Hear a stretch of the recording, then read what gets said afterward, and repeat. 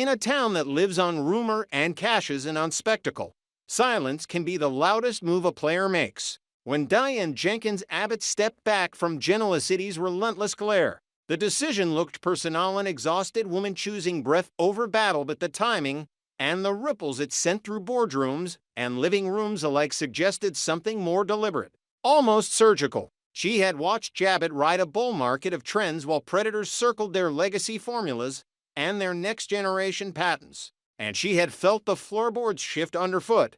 A suspicious transfer here, an inexplicable invoice there, a Luxembourg holding company with no employees and perfect stationery.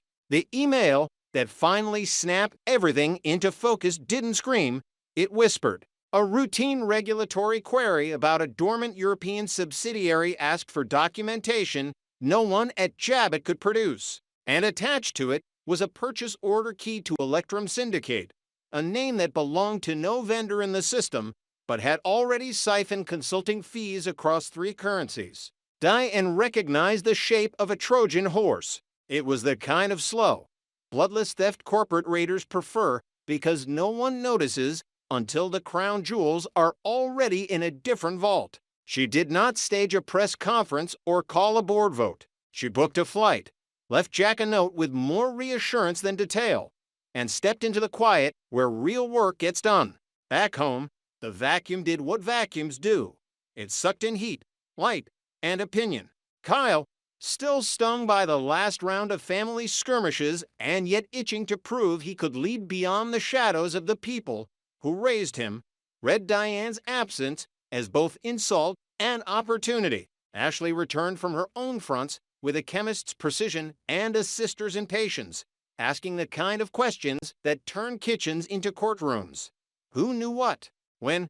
Who authorized the consulting contracts? Why governance feels optional or own Abbott's name Jack? Billy, drifting between inspiration and volatility, pitched solutions with the breathless certainty of a man who sees only endgames, not collateral. Jill took one look and began working the phones like a symphony conductor. Bankers here, regulators there, one old ally who still owed her a favor in Brussels. And over all of it hovered Victor Newman, the weather system that makes umbrellas tremble, a kindly offer of a stabilizing investment, terms polite enough to pass a dinner table, and ruthless enough to outlive dessert. None of them knew exactly what Diane was chasing, only that she was suddenly the axis. Their arguments spun around proof that, in Genoa City, absence is power if you've earned it. On the softer edges of the storm, the stakes were smaller and therefore sharper.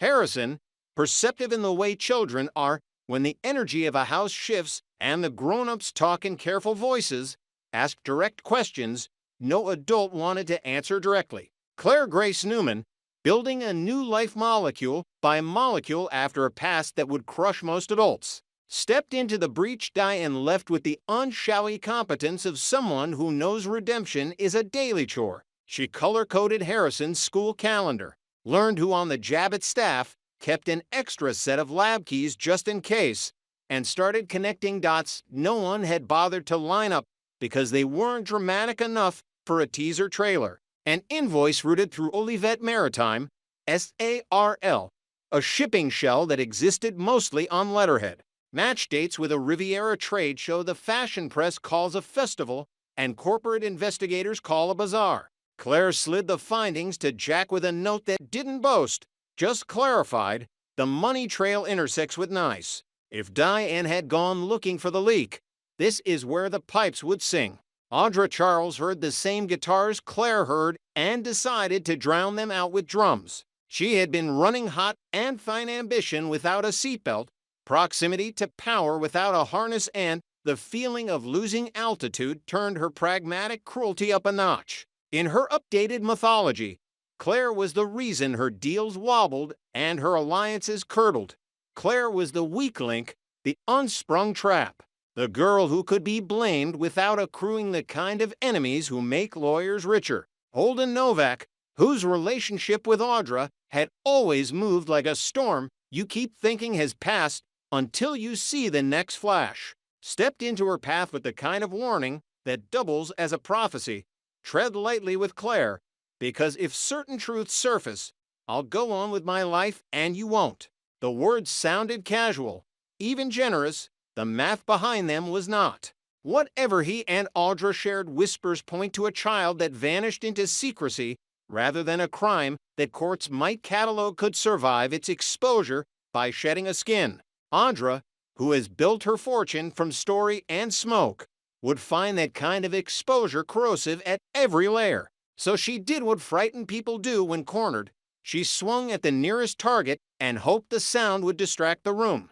Meanwhile, Diane moved through Europe like a person who understands the difference between access and spectacle. Milan gave her a fashion pretext. Geneva provided a regulator who still owed Lauren Fenmore a favor. Nice, with its better restaurants and worse secrets, held the specific people whose signatures winked from the edges of those Electrum invoices. She did not arrive as a supplicant. She arrived with politely notarized questions and a velvet folder of Jabbett's most boring documents. Because the only way to detect a forged stitch is to know the original pattern down to the last thread. A mid-level auditor confirmed what Diane already suspected. Someone had been authorizing tiny pilot collaborations and IP escrow services that, in the aggregate, amounted to a framework for stripping Jabbett of next year's differentiators while leaving this year's product undisturbed. The architecture was elegant in the ruthless way hedge fund theft often is. A British Virgin Islands fund owned a Luxembourg consultancy that serviced a Monaco family office that retained an Italian boutique whose intern shadowed a Jabbett process engineer via Zoom. The family office's general partner hosted a reception in Nice for innovators redefining legacy brands. RSVP only. Diane RSVPD. Back in Genoa City, the temperature rose, and SEC letter arrived with the gentle tone bureaucracies use when they're holding a match. Provide the following documents within 10 business days. Ashley looked at Kyle, who looked at Jack, who looked at a gap on a shelf where Diane had filed the world. Claire, who measures redemption in small brave acts rather than grand gestures, asked for the server logs no one had thought to review. Mariah, whose instincts sharpen around family, helped parse them. Someone had used Claire's credentials to access procurement histories at odd hours and print summaries that never went to any known meeting and now misdirection to make her the story if the truth couldn't be told quickly. She didn't panic. She sat with Devin, who understands patterns and data the way some people hear harmony and noise, and together they proved the access happened from an IP address Claire couldn't physically have used. It was the kind of quietly heroic work soaps rarely spotlight and real companies rarely celebrate. It saved a life that wasn't in physical danger and therefore mattered even more. The midpoint turned on something small and human. Diane, in a cafe where the coffee was good and the Wi-Fi better, overheard a name that folded the plot in on itself: Aristotle Dumas, a man whom the Genoa City rumor mill had upgraded from myth to investor precisely because his deals leave behind a trail of NDA letters and the faint smell of lime. He was slated to keynote the nice reception. Audra, who has always believed she can out-awk gravity if she just keeps moving her mouth, also had a meeting on his calendar. Holden, watching the room with that ambiguous mixture of care and self-preservation that makes him dangerous and useful in equal measure, texted Jack 3 words he knew would travel fast. She's in Nice. Within hours, the board knew. Within a day. So did Victor, within 2. Diane had 3 messages from people she did not intend to answer until her work was finished. She smiled, because in Genoa City, even private operations become public in the time it takes a jet to cross an ocean. That was fine. Sometimes bait needs to look like bait. The reception was all glass and gloss and very expensive indifference. Dumas, tan the way only sun and borrowed money can tan a man, narrated a future where legacy houses unlock dormant value by partnering with nimble third parties who understand tomorrow's consumer today. Audra hung on every sanitizing phrase. She could already see the press release and had mentally chosen the photo. Diane watched the room map itself, which head of which family office spoke to which CT or under which skylight. At the moment when applause gave the crowd permission to disguise business as small talk, she stepped into the gap between the myth and the man and introduced herself calmly. Diane Jenkins Abbott, co-CEO and head of product integrity at Jabbit. The forms your boutique has been quietly filing would move elements of our proprietary pipeline into vehicles you control. We can discuss it here or with the AMF tomorrow morning. I've brought copies either way. It was not theatrics. It was leverage. And it worked, because the men who run money fear regulators more than rivals. And this was a woman who had done her homework. Things happened quickly after that.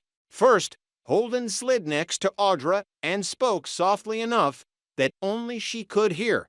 I told you to leave Claire out of it. Second, a junior accountant with far too much access and far too little sense attempted to slip out a side door with a laptop bag heavier than fashion would recommend. Diane didn't move to stop him. Security did. Dumas, calculating as always, decided a graceful retreat cost less than a public brawl and agreed in the kinds of words that keep lawyers employed unwind the arrangements back to zero. The AMF would examine the paper, Jabbit would formalize its cooperation, and a certain boutique would update its deck to emphasize learning and refocus.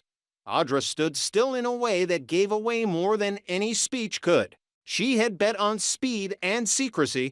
Diane had bet on patience and paper. One of those currencies spends better in sunlight. The flight home felt shorter because the story had a shape again. In the boardroom, once the last coffee cooled and the first apology stumbled out of the person whose job was to guard the gates, Diane did not reach for vindication. She reached for structure, a formal ethics and procurement charter, a dual signature requirement on any pilot that touches IP, regardless of dollar amount.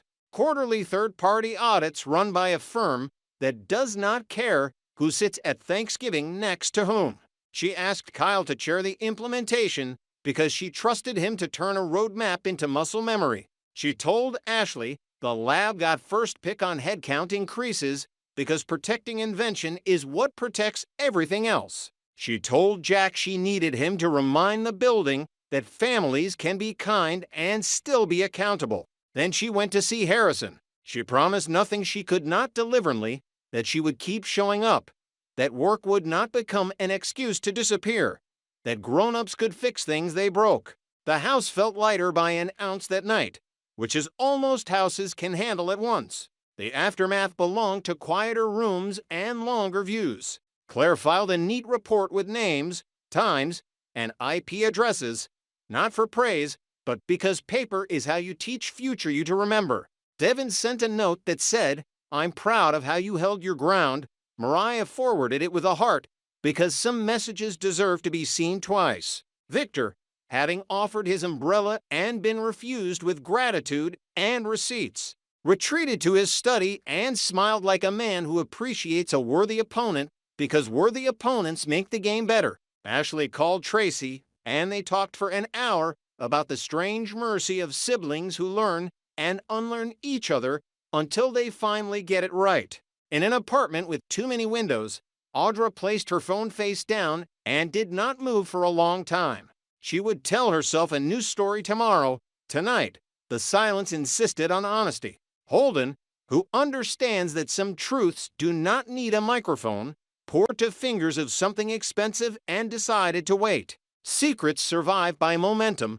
This one had been forced to stand still. By the time the city found a new scandal to chew and a new hero to doubt, the practical consequences had already begun to compound. The SEC, pleased by compliance and bored by companies that document well, throttled back their urgency. The AMF concluded what Diane knew they would.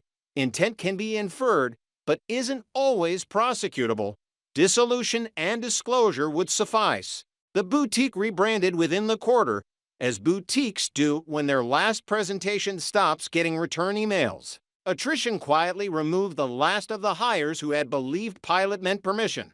The improved processes slowed some things and sped others. The culture creaked for a month and then adopted the new rhythm like a heart that has finally learned not to sprint. It was not sexy. It was secure. And that is how legacies endure long enough to become legends. What Diane reclaimed in Europe was not simply product integrity or investor confidence. She reclaimed Narrative Sovereign, the company whose name is stitched into more mirrors than anyone can count, and over a family that loves loudly and breaks spectacularly and somehow keeps choosing one another anyway. She did it without martyrdom and without myth, by doing the literal and unfashionable work of reading the footnotes and following the money and telling the truth before it became a headline. If there is romance in that, it is the adult kind to people, or one person and a company, promising to be accountable when being accountable will not trend. Tomorrow will bring a new provocateur and a fresh rumor and a set of temptations that look a lot like opportunities dressed for television. Genoa City is expert at those. But tonight a boy slept well, a board slept better, a sister put down her sword, and a woman took a long breath in a quiet room and allowed herself to believe that stepping back was never the same as running away. In a town that confuses volume with truth, Diane chose proof over noise. It turned out to be the loudest thing she could have done.